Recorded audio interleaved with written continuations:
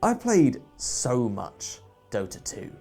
There were games that meant more to me personally, but raw hours wise, 60 days of hours here in Dota 2. That's 0.2% of my entire life, assuming I die at exactly 80 years old, which of course I will.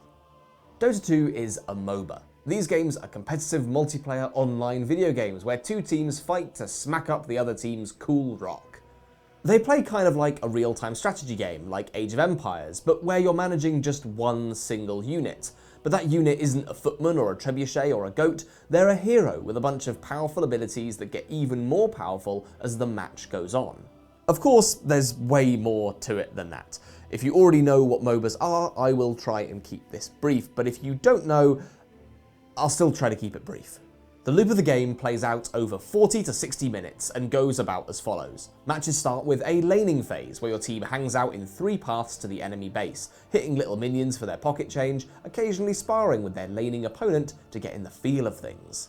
Once players are juiced up enough, they start going to town, travelling between lanes to smack each other up in big team bust-ups, grouping up to knock down the big scary towers that protect the enemy's rock, spending the experience and money that they earn from these fights on even more abilities and gear. And then finally, the game enters this endgame state where everyone's completely maxed out on all their abilities and items, and a single spell can put an end to the whole thing. It's a game of positioning, teamwork, and knowledge. 10 heroes on a map means you have to be aware of what everyone can do and where they can do it at any given time. Each individual skill set is not too complex, but you can augment that skill set with a whole bunch of items that will define the way you play and will change based on what your lineup is and what the enemy team's lineup is as well. There's a whole section of the map called the jungle. There's a special guy in a cave that everyone wants to kill, and in a recent update, he now has a commute during the game. You have consumable items, special runes, character drafting, and a donkey that flies. These games are so complex and fascinating that I spent 0.2% of my entire life playing just one of them, and I still consider myself a complete novice. So, why did I love it so much? Well, clearly a lot of that love is actually kind of board gamey, right? Dota 2 is a brainy game that contains the kind of competitive puzzles that were an inroad into tabletop games. Unpredictability and player interaction meshing with strategy and efficiency and predictability. But I also loved it as a team activity, a social space where I got to spend time with my friends. But this kind of feeds into why I stopped playing. Those buzzy feelings I associated with MOBAs were heaps more present in the board games I then ended up playing at university. I didn't have to deal with screens, I didn't have to get people to install this ludicrous, complex, time-destroying thing. I got to choose the people I played with and against. I got my fix for this kind of game in sharp bursts around real tables. This is a long intro, so I'll get to the point here. Guards of Atlantis is a box that combines the two. It's a tabletop adaptation of the MOBA genre, and it's a very strange beast. And to avoid burying the lead here, I don't entirely know if I love it, but lots of you might and lots of you do. And so me and Matt spent a whole bunch of time playing a whole bunch of Guards of Atlantis 2, and now we've got this review here for you. Let's go and have a look.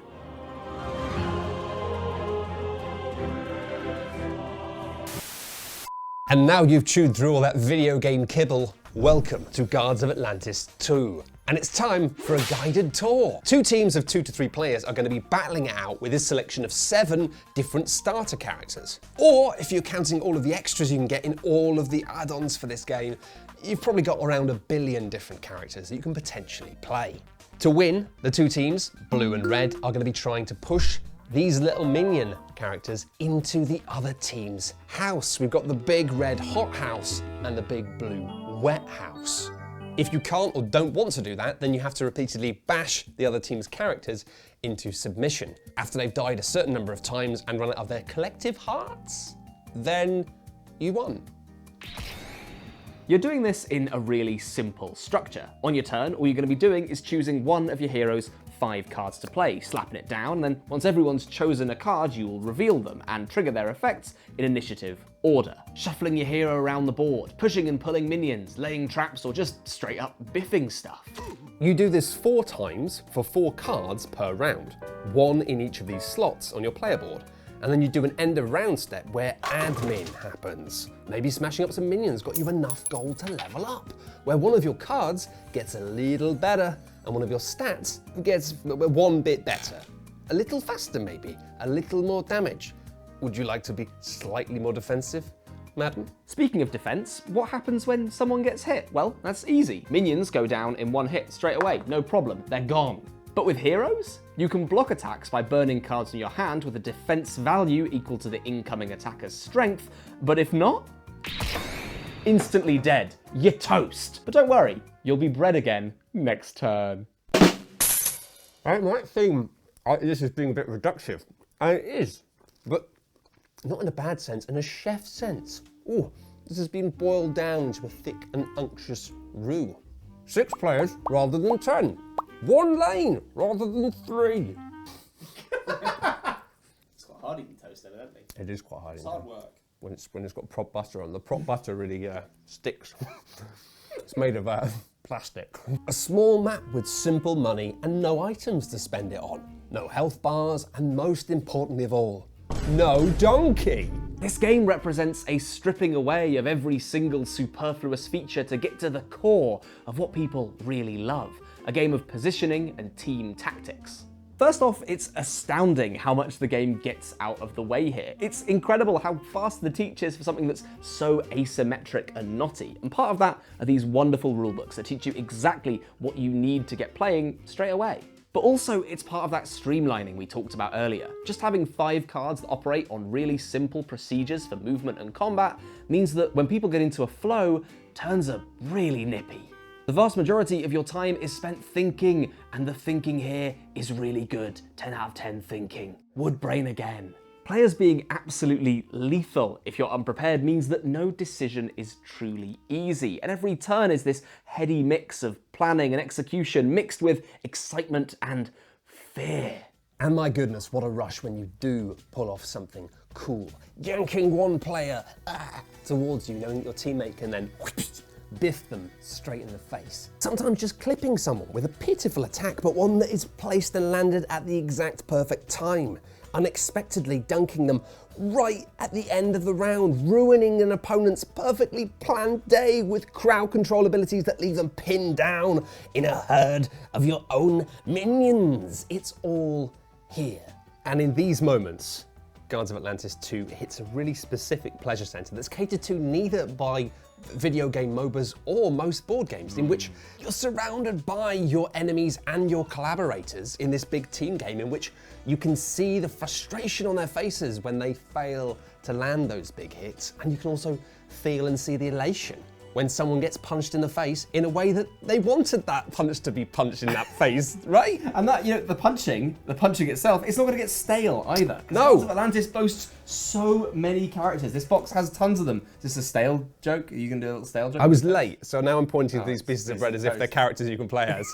Which, to be honest, there are so many characters, you probably can. And good news, learning how to play all of these characters isn't actually that tricky. You've only got a hand of 5 cards that gently evolve throughout the game. You've got some tips on how you're supposed to play. So you get a pretty strong idea of what your role is and roughly how to do it and what your general gimmick is. Even though characters ascend through 3 increasing levels of complexity, they're never more faffy or fiddly to inhabit, just strategically more complex. I'll say it here, this game is, as cliche as it is, easy to learn and hard to master. With some of us choosing to swap who we played as in pretty much every game, and some focusing on becoming somewhat competent with just one character that they identified with, learning the nuances of these seemingly simple cards. But what if that's not enough?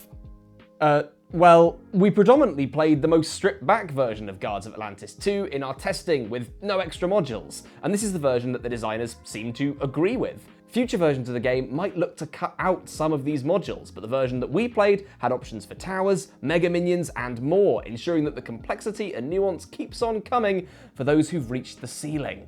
And what's the result of all this? Well, funnily enough, when Guards of Atlantis really gets its teeth into you, it actually screams more of battle rights than it does of Dota or League.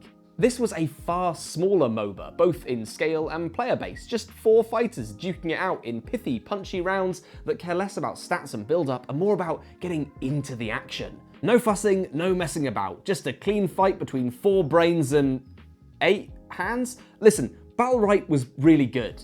No one talks about how good Battlerite was. It was a great game. It's because no one played it, Tom. Yeah, but it was so good. No, nobody played it. I'm sorry. And when this game is firing on all cylinders, it's flashy, it's fun, it's strategic, it's engaging.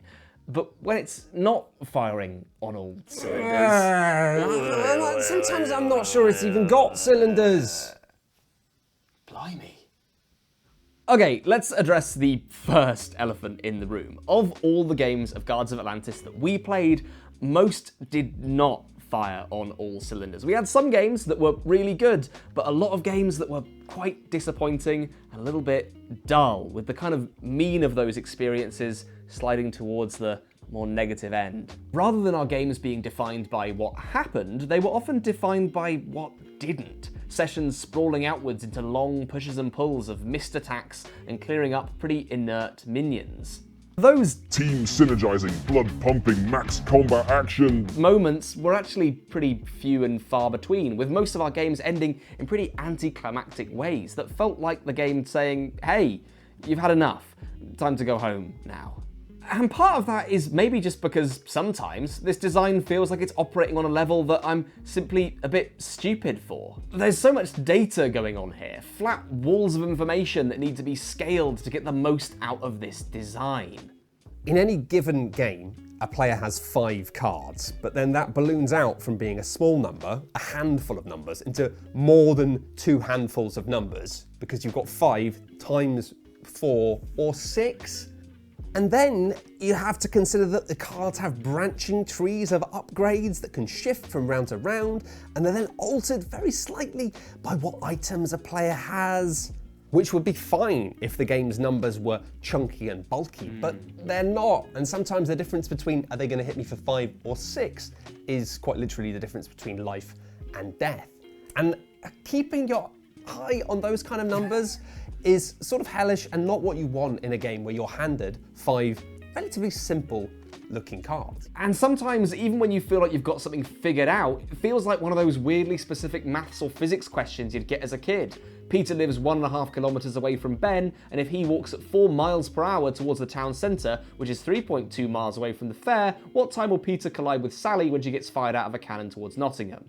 This is like that. But instead, it's how does Peter batter Ben with an axe if both of them have cards of a spread between 6 and 30 initiative, with a maximum of 3 movement points to spend, accounting for the slight changes in build and item management throughout the course of the past few rounds. This will be on the test. This is the test, and you failed. So maybe we're just failures. It's possible that we just don't have the brain for this. But this is where I get into a tricky position with games like this and this game. In the fact that you think, well, maybe if I was really smart and I knew the game inside and out and I was playing it really well, then I'd enjoy it, but I'm not quite clever enough. It put us in this really tricky situation where we're trying to get our heads around why we're not enjoying this game that is, by all accounts, very popular and people really like it. Yeah, absolutely right. Like, we had to ask ourselves kind of uncomfortable questions while we were playing this game. Like, are we playing this wrong? Are we a bit too stupid? Should we be playing it faster, messier, looser? All of these questions. Is it possible for squirrels to be sexy? Yeah, exactly. Well, there were tons of questions that might bear answers if we were to play over and over again.